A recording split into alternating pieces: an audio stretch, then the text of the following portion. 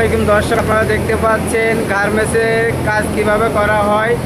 আর গার্মেন্টসের মেশিন যদি নষ্ট হয়ে যায়, একজন সুপারভাইজার কোন, ইনচার্জ কোন, ওয়ার্কার কোন, তাদের মাথা ঠিক থাকে না।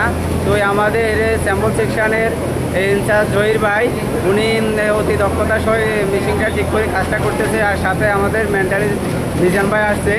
তো জহির ভাই, আপনি কি বলবেন, আসলে মেশিন নষ্ট হয়ে গেলে কী হয় একটু বলেন তো।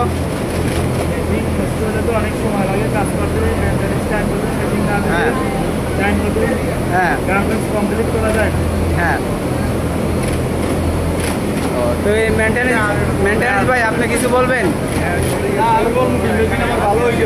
ভালো হয়ে গেছে, যাক আলহামদুলিল্লাহ। মেশিনটা তো ভালো হয়ে গেছে, তাহলে অবশ্যই প্রোডাকশন ভালো দিতে পারবে, গার্মেন্টস ভালো দিতে পারবে, গার্মেন্টসের কোয়ালিটিও ভালো আসবে।